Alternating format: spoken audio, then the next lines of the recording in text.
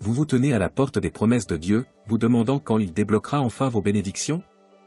Avez-vous prié alors que la réponse semble retardée ou même refusée? Dieu est un Père fidèle qui aspire à vous bénir au-delà de toute mesure, mais il doit d'abord vous préparer pour le poids de sa gloire. Avant que la bénédiction n'arrive, vous devez passer 3 tests. Ceux-ci vous transformeront en un vase digne de ses promesses. Alors quels sont ces tests?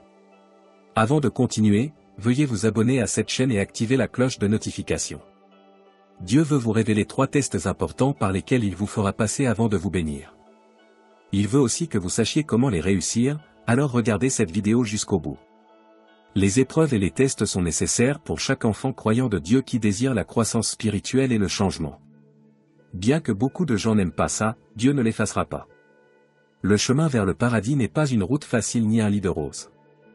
D'une manière ou d'une autre, des épreuves de différentes sortes viendront, mais la bonne nouvelle est qu'elles ont un bon but. Le psalmiste a dit, « Car tu nous as éprouvés, ô Dieu. Tu nous as fait passer au creuset comme l'argent. Tu nous as amenés dans un filet, tu as mis sur nos reins un lourd fardeau. Tu as fait monter des hommes sur nos têtes, nous avons passé par le feu et par l'eau. Puis tu nous as fait arriver dans un lieu de prospérité. » Ainsi, bien-aimés, Dieu vous permet souvent de traverser des difficultés et des obstacles pour faire sortir quelque chose de bon de vous. Cela peut sembler difficile parfois, mais c'est une phase préparatoire aux bénédictions à venir. Tout comme l'or doit passer par le feu pour avoir de la valeur, vous aussi devez passer par ces tests pour vous préparer aux bonnes choses que Dieu a en réserve pour vous. Alors quels sont ces 3 tests importants? Numéro 1. Le test de la foi. C'est un processus important par lequel Dieu vous fait passer pour vous préparer à ses bénédictions. C'est un voyage qui met à l'épreuve votre confiance en lui, vous apprenant à compter uniquement sur ses promesses et sa provision. Lorsque Dieu vous soumet au test de la foi, il n'essaie pas de vous faire trébucher ou échouer, il veut connaître votre niveau de confiance en lui. C'est l'une des façons dont il vous prépare aux bénédictions qu'il a en réserve. Dans ce test, Dieu élimine votre dépendance aux choses terrestres comme l'argent, le statut ou l'approbation humaine. Son but n'est pas de rendre les choses difficiles pour vous, mais de vous apprendre à compter sur lui. C'est un voyage qui met à l'épreuve votre confiance, vous défiant de croire en Dieu même lorsque vos yeux ne voient que ténèbres et incertitudes. Mais lorsque vous lui faites confiance, il révèle sa puissance de manière qui vous laisseront dans l'émerveillement de sa grandeur. C'est ce qui est arrivé aux Israélites dans le désert. Dieu leur a accordé la liberté de la captivité en Égypte pour les mener vers la terre promise. Mais un problème majeur que ces gens avaient été le doute. Après tous les miracles que Dieu a accomplis en Égypte pour leur libération, ils doutaient encore dans leur cœur. Imaginez quand ils ont rencontré la mer Rouge après avoir quitté l'Égypte, au lieu de se tourner vers Dieu pour obtenir de l'aide, ils ont commencé à se plaindre. Au lieu d'avoir foi en sa souveraineté, ils ont douté de sa capacité. Ils auraient soudainement préféré que Dieu les laisse mourir en Égypte. Quelle ingratitude! Il devait leur enseigner certaines leçons et les tailler de certains comportements. Chaque fois qu'ils échouaient au test, ils devaient le repasser, ce qui a rallongé et rendu leur voyage ardu. Dieu s'est assuré de les faire passer par des situations difficiles et audacieuses pour leur apprendre à avoir la foi et à dépendre de lui. Ils ont fait face à la faim, la soif et la fatigue, entre autres. Pourtant, à chaque étape, Dieu est intervenu. Bien qu'ils aient eu du mal à avoir foi en Dieu pendant longtemps, ils ont fini par y arriver. Ils ont commencé à voir Dieu comme leur refuge, leur pourvoyeur et leur soutien. À ce stade, Dieu les a fait entrer dans la terre où coulait le lait et le miel. De la même manière, Dieu peut vous mettre dans des situations où vous avez l'impression d'être dans un désert, sans moyen de subsistance visible, mais il veut que vous ayez confiance en lui, que vous comptiez sur ses promesses et que vous croyiez qu'il pourvoira à vos besoins. Rappelez-vous, Hébreux 11 verset 6 dit, « Or, sans la foi il est impossible de lui être agréable, car il faut que celui qui s'approche de Dieu croie que Dieu existe, et qu'il est le rémunérateur de ceux qui le cherchent. » Dieu ne teste pas votre foi pour vous faire trébucher ou tomber, il la teste pour la renforcer et construire votre dépendance totale envers lui. Cela vous aidera à grandir dans la maturité spirituelle. Il veut aussi voir si vous avez confiance dans sa provision divine ou si vous vivez encore dans le doute. C'est un test important que vous devez réussir avant que Dieu ne puisse vous bénir. Dieu présente ce test de la foi de 2 manières principales. Premièrement, il vous donnera une tâche difficile, une qui vous ferait normalement murmurer et vous plaindre. Il vous dira de faire quelque chose qui semble presque impossible et dénué de sens. Rappelez-vous quand il a appelé Noé à construire l'arche alors qu'il n'y avait aucun signe de pluie? Ou quand il a dit à Abraham de quitter la maison de son père pour une terre qu'il ne connaissait pas? Ou encore quand Dieu a demandé à Moïse de délivrer son message à Pharaon, ce même Moïse qui avait tué un Égyptien et s'était enfui. Cette mission semblait impossible. Comment Moïse était-il censé affronter Pharaon avec son manque d'éloquence? Et si Pharaon se mettait en colère et décidait de le tuer? Toutes ces questions ont envahi l'esprit de Moïse, mais il devait avoir la foi à y aller. Dieu ne vous demandera peut-être pas de construire une arche ou de quitter la maison de votre père pour une terre étrange, mais il vous demandera d'accomplir une tâche ou d'atteindre un rêve que vous-même pourriez trouver impossible. Deuxièmement, il provoquera un changement majeur dans votre vie qui ébranlera votre monde. Cela pourrait être une perte d'emploi, un diagnostic médical grave ou une crise relationnelle. Cela pourrait même être une urgence financière ou la perte d'un être cher, comme ce fut le cas avec Job.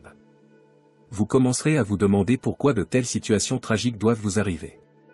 Mais ces situations ne sont pas causées par Dieu, il permet seulement qu'elles arrivent afin de tester et de mettre au défi votre foi à travers elles. Dans de tels moments, votre réponse révèle votre confiance en la souveraineté de Dieu. Vous pourriez être tenté de paniquer, de perdre la foi ou de blâmer Dieu pour ce malheur, mais si vous choisissez de faire confiance à ses promesses de faire concourir toutes choses à votre bien, vous démontrez votre foi en lui. Cela montre que votre foi ne dépend pas de vos circonstances mais de Dieu. Cette foi vous soutiendra pendant les moments difficiles et renforcera votre relation avec Dieu, comme ce fut le cas pour Abraham. Bien-aimés, la foi n'est pas de croire ce que vous pouvez voir, c'est de croire même si vous ne l'avez pas vu, et ce n'est pas d'obtenir ce que vous voulez, mais d'obtenir ce que Dieu veut pour vous. Toute votre vie en tant que croyant est un produit de la foi, car vous croyez en un être immortel que vous n'avez pas vu. Rappelez-vous, en tant qu'enfant de Dieu, vous devez vivre par la foi et non par la vue. Alors, quand vous passez par le test de la foi, rappelez-vous que Dieu est avec vous. S'il a permis que quelque chose que vous ne pouvez pas expliquer vous arrive, il y a une raison. N'oubliez pas que ces voies sont différentes des vôtres, mais elles sont toutes pour votre bien. Il vous soutiendra et de l'autre côté du test, il vous bénira au-delà de toute mesure. Une chose que vous devez savoir, c'est que la foi signifie faire face à l'avenir sans savoir ce qu'il réserve, c'est s'attendre à un miracle sans savoir comment il se produira, parce que vous avez un Dieu qui peut tout faire. C'est le premier test que vous devez réussir avant que Dieu ne vous bénisse. Numéro 2, le test de l'obéissance. Quand Dieu vous demande de faire un pas d'obéissance, c'est souvent un tournant dans votre cheminement avec lui. C'est un moment de vérité qui révèle votre volonté de faire confiance à ses plans, même quand ils n'ont pas de sens. Ce parcours nécessite de l'humilité et la volonté de laisser aller votre compréhension. C'est un processus crucial par lequel Dieu vous fait passer pour vous préparer à ses bénédictions. C'est un voyage qui teste votre volonté d'aller quand Dieu le dit, et de vous arrêter quand il vous l'ordonne. Tout cela peut être difficile ou illogique, mais vous devez obéir. Si quelqu'un vous demande de faire quelque chose contre votre raisonnement ou vos désirs, votre esprit criera « Mais pourquoi ?» Imaginez un enfant de 4 ans qui joue un jour ensoleillé et qui veut continuer à jouer, mais en tant que parent, vous l'appelez pour prendre un bain. Pour l'enfant, cette instruction peut sembler illogique, mais je m'amuse tellement. Je ne suis pas sale. Il pourrait résister en ne comprenant pas la raison de votre instruction. Mais vous savez qu'il a besoin d'un bain pour l'hygiène et la propreté, même s'il ne voit pas la nécessité à ce stade. Votre instruction n'est pas basée sur les sentiments ou la compréhension de l'enfant. C'est la même chose avec Dieu. Tout ce dont il a besoin, c'est que vous obéissiez, même quand vous ne pouvez pas voir la nécessité. Se soumettre à Dieu et lui obéir avec humilité est une partie importante de votre cheminement avec lui. Et en obéissant, il y a 4 choses clés à regarder. Premièrement, votre obéissance doit être bien informée. Ne sortez pas des instructions de Dieu pour faire un sacrifice pour prouver votre amour pour lui. Restez toujours à l'écoute de Dieu. Comme le roi Saül, de nombreux chrétiens font des choses pour Dieu qu'il ne veut pas qu'ils fassent. Dieu avait donné à Saül une simple instruction d'aller détruire totalement les Amalécites. Au lieu d'obéir aux instructions de Dieu, il a écouté le peuple. Ils n'ont détruit que certaines choses et gardé certains biens pour les sacrifier à Dieu, alors que ce n'était pas l'instruction de Dieu. Mais écoutez ce que le prophète Samuel lui a dit dans 1 Samuel 15 versets 22 à 23, Samuel dit, « L'Éternel trouve-t-il du plaisir dans les offrandes et les sacrifices, comme dans l'obéissance à la voix de l'Éternel ? Voici, l'obéissance vaut mieux que les sacrifices, et l'observation de sa parole vaut mieux que la graisse des béliers. Car la rébellion est aussi coupable que la divination, et la résistance ne l'est pas moins que l'idolâtrie et les téraphins. Parce que tu as rejeté la parole de l'Éternel, il te rejette aussi comme roi. » La vérité est que Dieu ne promet pas de bénir un acte qui ne concorde pas avec ses instructions, quelle que soit l'excuse que vous donniez. Les instructions de Dieu restent inchangées. Deuxièmement, votre obéissance doit être intentionnelle, vous devez donc être volontaire et humble. Dieu ne vous forcera jamais à obéir. Alors ne le faites pas à contre-ségur. Dieu rejetterait certainement cela.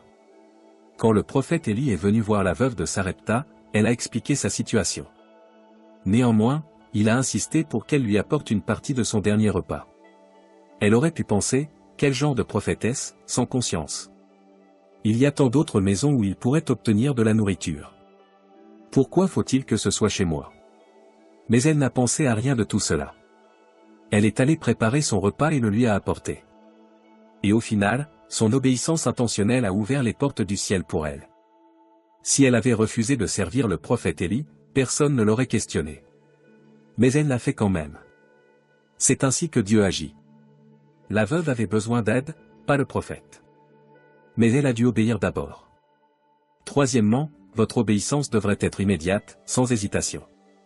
Abraham a fait face à ce test d'obéissance immédiate quand Dieu lui a demandé de sacrifier son fils Isaac, ce même enfant qu'il avait attendu pendant des décennies. Imaginez le combat intérieur. Pourtant, Abraham a choisi d'obéir. Il n'a pas demandé à Dieu pourquoi, ni exigé d'explication de lui avant d'obéir. La Bible dit, Abraham se leva de bon matin, scia son âne, et prit avec lui 2 de ses serviteurs et son fils Isaac. Il n'a pas hésité à faire ce que Dieu lui a ordonné, et n'a pas non plus attendu pour voir si Dieu changerait d'avis. Cet acte d'obéissance a marqué un tournant dans la vie d'Abraham. Il a ouvert la voie aux promesses de Dieu pour se déverser sur lui. La procrastination est une autre forme de désobéissance, et pourtant beaucoup de gens continuent de s'y adonner. Si Dieu vous dit de dire, de faire ou de donner quelque chose, ne tardez pas.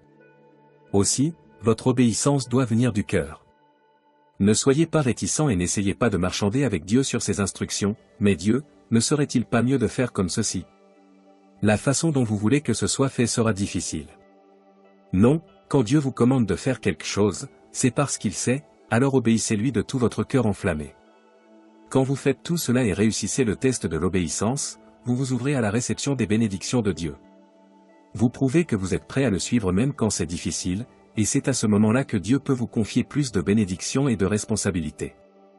Deutéronome 28 versets 1 à 2 dit, « Si tu obéis à la voix de l'Éternel ton Dieu, en observant et en mettant en pratique tous ces commandements que je te prescris aujourd'hui, l'Éternel ton Dieu te donnera la supériorité sur toutes les nations de la terre. Voici toutes les bénédictions qui se répandront sur toi et qui seront ton partage, puisque tu obéiras à la voix de l'Éternel ton Dieu. » C'est un critère pour recevoir les bénédictions de Dieu. Rappelez-vous le cantique qui dit, « Fais confiance et obéis, car il n'y a pas d'autre moyen pour être heureux en Jésus que de faire confiance et obéir. » Pendant que vous faites confiance à Dieu, obéissez-lui sans vous retenir ni reculer. Sachez toujours que l'obéissance ne consiste pas seulement à gagner l'approbation de Dieu, mais aussi à approfondir votre relation avec lui et à aligner votre volonté sur la sienne. Donc, lorsque vous êtes confronté au test de l'obéissance, choisissez de faire confiance et de suivre la direction de Dieu. Il récompensera votre fidélité et vous connaîtrez la joie de marcher dans ses bénédictions. Numéro 3. Le test d'attente de la patience. Avez-vous déjà eu l'impression que Dieu mettait trop longtemps à répondre à vos prières? Peut-être avez-vous l'impression d'attendre depuis une éternité. À un moment donné, vous vous demanderez peut-être s'il vous écoute vraiment. Rappelez-vous que le délai n'est pas un refus. Le test d'attente de la patience est un voyage que beaucoup traversent. Par ce test, Dieu étire votre niveau de persévérance et vous apprend à attendre et à ne pas être pressé. Dans cette saison d'attente, il est facile de se sentir frustré, dubitatif et craintif. De nombreuses questions peuvent vous assaillir. Pourquoi cela prend-il autant de temps? Dieu m'a-t-il oublié? Est-il même capable de tenir ses promesses? Mais au milieu de ces doutes, Dieu travaille à renforcer votre foi. Il vous prépare à quelque chose de plus grand que vous ne pouvez imaginer. La véritable signification de la patience, telle que la Bible la décrit, est de souffrir longtemps. Cela vous dit que la patience n'est pas simplement d'attendre quelques mois ou années pour quelque chose, c'est l'attitude que vous adoptez pendant que vous attendez. Vous réveillez-vous chaque jour en murmurant et en vous plaignant que Dieu n'est pas fiable, ou allez-vous toujours à l'endroit de la prière pour l'en remercier et lui rappeler vos requêtes en attente? Quand vous avez un esprit persévérant, cela signifie que vous êtes persistant à travers une douleur prolongée sans vous plaindre. Abraham a attendu 25 ans pour la réalisation de la promesse de Dieu d'avoir un fils. 25 années entières, pouvez-vous imaginer la frustration, le doute et la peur?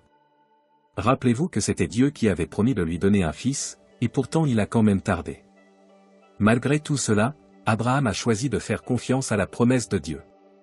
Sa foi lui a valu la reconnaissance de la justice. Après avoir attendu si longtemps, Dieu a tenu sa promesse envers lui. Psaume 37 versets 7 à 9 dit, « Garde le calme devant l'Éternel, et espère en lui, ne t'irrite pas contre celui qui réussit dans ses voies, contre l'homme qui met à exécution de mauvais desseins. Détourne-toi de la colère, et abandonne la fureur, ne t'irrite pas, ce qui ne mènerait qu'au mal. Car les méchants seront retranchés, et ceux qui espèrent en l'Éternel hériteront la terre. » Certaines personnes ont du mal à attendre Dieu parce qu'elles veulent les choses rapidement. Elles ne peuvent pas supporter les moqueries des gens et se lassent d'attendre Dieu, alors elles partent à la recherche d'autres moyens. Mais pour un croyant, il ne devrait pas en être ainsi. Le psalmiste a dit, « Espère en l'Éternel, prends courage et fortifie-toi, oui, espère en l'Éternel. » Il n'a pas seulement dit, « Attends », mais dans ton attente tu dois être fort et prendre courage. Joseph a attendu plusieurs années dans l'esclavage avant de devenir un dirigeant en Égypte. Ce furent des années de difficulté et de silence de la part de Dieu. Il a enduré toutes sortes de tortures et de malheurs, mais a continué à tenir bon. Et vous pouvez voir que sa patience l'a mené à une position d'influence et de bénédiction immense. Imaginez s'il avait décidé de chercher une voie rapide vers le succès. Il savait déjà que Dieu l'avait destiné à être grand, cela aurait donc pu être une bonne excuse pour essayer de réaliser rapidement son succès. Pourtant, il a attendu. Il a souffert mais a aussi enduré. Que dire de Job?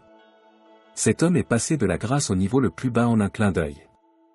Il a tout perdu, y compris sa famille et sa bonne santé, d'une manière inexplicable. Mais au milieu de toute la douleur et des tourments infligés par le diable, il a attendu Dieu. Il ne savait pas comment il en était arrivé là, ni comment Dieu allait l'en sortir, pourtant il a attendu. Habacuc 2 verset 3 dit, « Car la vision sera encore quelque temps, et puis elle s'accomplira, elle ne mentira pas, si elle tarde, attends-la, car elle s'accomplira certainement, elle ne fraudera pas. » Quand Dieu vous soumet au test d'attente de la patience, cela ne signifie pas qu'il retient ses bénédictions pour vous. Il vous prépare à quelque chose de plus grand que vous ne pouvez imaginer. Si vous plantez une graine de mangue, allez-vous l'arracher après un an parce qu'elle n'a pas encore commencé à porter des fruits? Bien sûr que non. Une graine de mangue a besoin d'années pour se développer en un arbre avant de porter des fruits.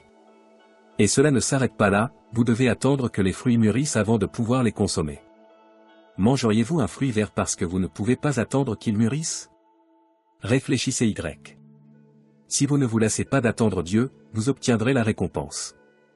Les meilleures choses dans la vie valent la peine d'être attendues, alors n'abandonnez pas, continuez à attendre, à faire confiance et à croire, votre bénédiction est en chemin.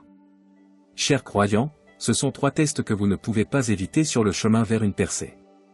Avant que Dieu ne puisse vous bénir, vous devez les réussir. Ce sont comme les examens qu'un étudiant passe pour être qualifié au niveau suivant. Donc, dès que vous remarquez que ces choses se produisent dans votre vie, sachez que Dieu veut vous bénir. La question est, qu'est-ce que Dieu attend de vous lorsque vous êtes confronté à ces tests? Vous savez que ce ne sont pas de simples tests, ils sont enracinés spirituellement et ont besoin que vous soyez délibéré et prudent. Voici donc ce que vous pouvez faire pour vous assurer de réussir ces tests. Numéro 1, restez connecté à Dieu par la prière. La prière est comme respirer, elle est importante pour la croissance et la survie spirituelle.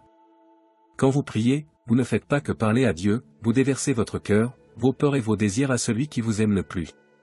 Cela contribue grandement à renforcer votre relation avec lui. Philippiens 4 versets 6 à 7 dit, « Ne vous inquiétez de rien, mais en toute chose faites connaître vos requêtes à Dieu par des prières et des supplications, avec des actions de grâce. Et la paix de Dieu, qui surpasse toute intelligence, gardera vos cœurs et vos pensées en Jésus-Christ. » Dieu n'est pas comme un maître qui n'est pas abordable, il est un père et un ami, et il tient la porte ouverte pour que vous puissiez venir à lui n'importe quand et n'importe quel jour. Jésus a enseigné à ses disciples comment prier en disant, « Demandez, et l'on vous donnera, cherchez, et vous trouverez, frappez, et l'on vous ouvrira. » Cela montre que Dieu veut que vous veniez à lui avec vos requêtes, vos désirs et tout le reste. Il veut vous entendre. Cette écriture dit que la paix de Dieu gardera votre cœur et votre esprit. Cela n'est possible que lorsque vous communiquez avec Dieu, quand vous lui demandez de vous aider, de vous fortifier dans votre saison d'attente et de vous guider. il n'hésitera pas. Mais quand vous ne le cherchez pas, cela signifie que vous avez tout ce qu'il faut pour franchir les tests auxquels vous êtes confrontés. Dieu honore la persévérance dans le lieu de la prière, et il la récompense également. Rappelez-vous l'histoire d'Anne dans la Bible, cette femme était une femme de prière tout au long de ses périodes de désert. Elle attendait Dieu dans la prière. Quand vous restez connecté à Dieu par la prière, vous vivrez sa paix et son réconfort. Vous ressentirez sa présence dans votre vie et saurez qu'il travaille tout pour votre bien. Dieu peut faire tout ce qu'il dit qu'il fera, ses promesses sont oui et amen. Il sait ce que vous traversez et attend de vous que vous priez. Numéro 2, fuyez le péché et cherchez la croissance spirituelle pendant que vous attendez les bénédictions de Dieu. Il attend aussi de vous que vous vous détourniez du péché et que vous recherchiez la croissance spirituelle. Cela signifie de vous détourner de tout ce qui pourrait nuire à votre relation avec lui. En faisant cela, poursuivez un lien plus profond avec lui. Pensez Y comme à un jardin, vous devez enlever les mauvaises herbes qui représentent le péché. Cela fera de la place pour que les belles fleurs de la croissance spirituelle puissent s'épanouir. Quand vous fuyez le péché et recherchez la croissance spirituelle, vous créez un espace pour que Dieu œuvre dans votre vie. Joseph a fui la tentation de la femme de Potiphar, choisissant d'obéir à Dieu plutôt que de céder au péché. La Bible dit qu'il a laissé son vêtement dans ses mains et s'est enfui. C'est ce que signifie fuir. La Bible ne dit pas de s'éloigner ou de ramper, elle dit de fuir. Daniel et les 3 jeunes Hébreux se sont abstenus du péché et ne se sont pas souciés des conséquences. Leur objectif était de plaire à Dieu et à lui seul. Soyez intentionnels sur la compagnie que vous gardez, faites attention aux médias que vous consommez et aux pensées que vous entretenez. Tout cela aura un grand impact sur vous. Choisissez d'étudier et d'obéir à la parole de Dieu, même quand c'est difficile. Vous serez plus susceptible de faire de même quand vous serez entouré de choses et de personnes qui glorifient Dieu. Cela créera un environnement propice dans votre vie pour le Saint-Esprit.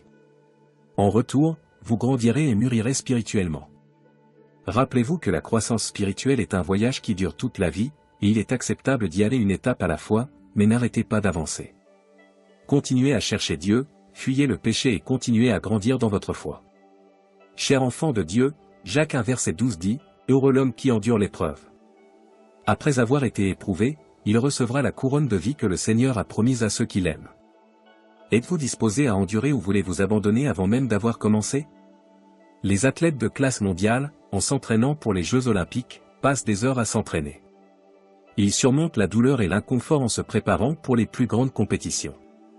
Ils peuvent avoir l'impression d'échouer parfois, cependant, l'entraîneur sait que l'entraînement construit leur force et leur endurance. Dans cette course chrétienne, Dieu est l'entraîneur. Il vous fait passer par des défis parce qu'il a quelque chose d'incroyable en réserve pour vous. Vous ne le voyez peut-être pas maintenant, mais il vous prépare pour un avenir plus grand et plus brillant. Continuez seulement et vous obtiendrez les récompenses en temps voulu. Maintenant, à tous ceux qui entendent ma voix, allons au Seigneur dans la prière. Je vous invite à vous unir à moi dans la prière pour accepter les épreuves et recevoir les bénédictions de Dieu. Prions notre Dieu fidèle et aimant. Roi éternel de gloire, l'auteur de ma vie, merci d'être mon Père et mon ami. Merci pour ton amour et ta grâce inconditionnelle dans ma vie. Je te remercie pour les bénédictions et les opportunités que tu me donnes chaque jour. Je suis reconnaissant pour ta fidélité et tes conseils, même quand je m'égare de ton chemin. Je t'adore maintenant et pour toujours, car tu es Dieu. Je me repens de mes péchés, Seigneur. Je suis désolé pour les fois où j'ai désobéi à tes commandements et ignoré ta voix. Je suis navré pour les moments où j'ai mis mes désirs avant ta volonté. Pardonne-moi Seigneur et purifie-moi de toute iniquité. Merci pour ta miséricorde et ton pardon. Merci pour le don du salut par Jésus-Christ. Dieu juste, je sais que les tests font normalement partie de la vie chrétienne. Ces défis ont aidé ma foi à se renforcer, bien que je ne puisse pas les éviter. Avec ton aide, je peux y faire face. S'il te plaît, aide-moi à reconnaître quand tu me mets à l'épreuve. Quand les choses semblent trop difficiles à supporter, rappelle-moi que tu es toujours à mes côtés. Donne-moi la force de continuer et de ne pas abandonner. Aide-moi à avoir confiance en toi et à compter sur ta grâce pour me porter. Aide-moi à abandonner ma volonté à la tienne et à suivre tes commandements, même quand ils n'ont pas de sens. Que mon obéissance soit un doux parfum pour toi et qu'elle me prépare aux bénédictions que tu as en réserve pour moi. Aide-moi à développer la patience d'attendre sur toi. Je veux faire confiance à ton timing et endurer les épreuves et les défis qui surviennent. S'il te plaît, aide-moi Seigneur. Père aimant, j'ai foi en tes promesses et confiance en ta présence dans ma vie. S'il te plaît, tiens ma main et aide-moi à choisir la sainteté plutôt que le péché. Montre-moi comment suivre ton chemin, même quand c'est difficile. S'il te plaît, aide-moi à voir les choses de ton point de vue. Je sais que tu ne m'as pas donné un esprit de crainte, mais de courage et de sagesse. S'il te plaît, donne-moi le courage d'être fort même quand les choses se corsent. Aide-moi à continuer à croire en toi, même quand les autres me blâmeront pour t'avoir fait confiance. Aide-moi à rester fort dans ma foi. S'il te plaît, aide-moi à faire confiance à ton amour et à ta grâce en temps de difficulté. Donne-moi la force d'attendre et de compter sur ta sagesse. Plus que tout, donne-moi un cœur qui t'aime toujours par-dessus tout. Seigneur miséricordieux, s'il te plaît remplis mon cœur de ta paix et de ta joie en ces temps d'épreuve. S'il te plaît, aide-moi à me rapprocher de toi. Que je ne me lasse ni ne perde courage, mais que je persévère pour mieux te connaître. S'il te plaît, donne-moi un cœur pour t'aimer et te servir jusqu'à ce que je te rencontre dans l'éternité. Merci cher Père pour ton amour et ta grâce sans fin. Que ton esprit continue de me guider à travers les défis de la vie. Au puissant nom de Jésus, je prie. Amen. Pour recevoir les bénédictions qui découlent de cette prière, tapez le mot Amen dans la section des commentaires ci-dessous. Vous pouvez nous aider à toucher davantage de personnes et à répandre l'évangile en partageant la vidéo avec un ami ou un membre de votre famille et en cliquant sur le bouton j'aime. N'oubliez pas non plus de vous abonner à la chaîne pour plus de vidéos qui béniront votre cœur et élèveront votre esprit. Nous vous remercions pour tout votre soutien. Que la grâce et la paix de notre Seigneur Jésus-Christ soient avec vous tous. Merci.